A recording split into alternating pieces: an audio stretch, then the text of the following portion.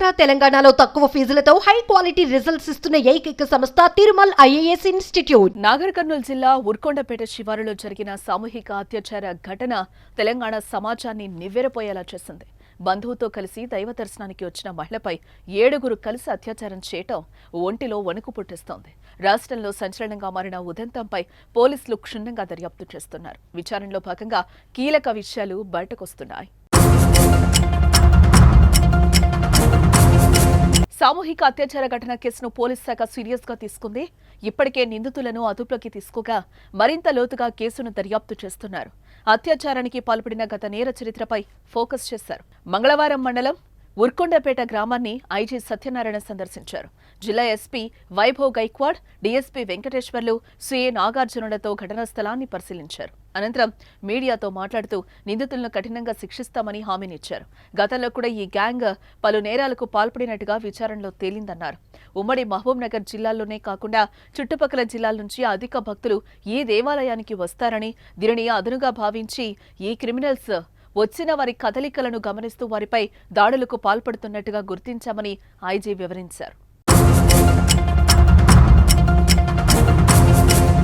ఉగాది ముందు రోజున 29 మార్చ్ రాత్రి 10:30 సందర్భంగా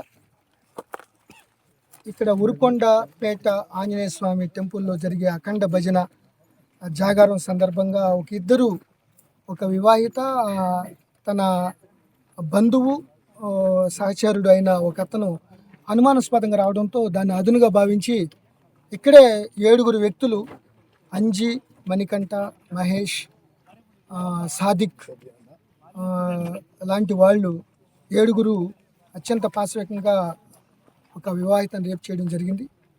సో తర్వాత మరుసటి రోజు ఆ డబ్బులు పోయినాయి అనే దాంతో సహచరుడు కంప్లైంట్ ఇచ్చే నేపథ్యంలో ఎస్పీ గారే నాగర్ కర్నూలు రంగంలో దిగి సీసీ ఫుటేజీలు, అక్కడ ఉన్న టెక్నికల్ డేటా అంతా కూడా వెరిఫై చేస్తే 7 ఈ రేపుకి పాల్పడ్డారని రూఢి చేసుకుని వాళ్ళని అదుపులో తీసుకుని దర్యాప్తు ఒక డిఎస్పీ గారి ఆధ్వర్యంలో చేయడం జరిగింది. ఇటువంటి చర్యలు రిపీట్ కాకుండా ఉండేందుకు ఫాస్ట్ ట్రాక్ కోర్టులో పెట్టి ఇమీడియట్గా ఛార్జ్ షీట్ ఇచ్చి న్యాయపరంగా చాలా కఠిన చర్యలు తీసుకోవడానికి పోలీస్ శాఖ సన్నద్ధమైంది. మహబూబ్ నగర్ జిల్లాకు చెందిన యువతి తన బంధువుతో కలిసి ఉర్కొండపేట ఆంజనేయ స్వామి దేవాలయానికి వెళ్లింది. శనివారం సాయంత్రం మొక్కులు తీర్చుకుంది. అక్కడే రాత్రికి నిద్రపోవాలని భావించారు. ఈ క్రమంలో వారిద్దరూ ఆలయానికి కాస్త దూరంగా చీకట్లో ఉండడంతో నిందితుల కళ్లు వారిపై పడ్డాయి. ముందుగా ఓ యువకుణ్ణి వారిని చూసి తన స్నేహితులను పిలిపించాడు. వారిద్దరూ భార్యాభర్తలు కాదని నిర్ణయించుకున్నాక వారిపై దాడి చేశారు. మహిళతో ఉన్న వ్యక్తిని చెట్టుకు కట్టేసి అనంతరం ఆమెపై అత్యాచారం చేశారు. 7 3 నుంచి 4 గంటల పాటు అఘాయిత్యానికి పాల్పడ్డారు. అంతేకాదు ఆమె వద్ద బంగారు ఆభరణాలను దోచేశారు. అనంతరం బాధితురాలు తేరుకుని ఆమెతో వచ్చిన వ్యక్తి కట్లు విప్పింది. ఆ వ్యక్తితో కలిసి ఆదివారం ఉదయం దేవాలయం ముందు నుంచి భూత్పూర్ మండలంలోని తమ సొంత గ్రామానికి వెళ్తూ ఉండగా నిందితుల్లో ఒకరైన మహేష్ గౌడ్ గమనించాడు.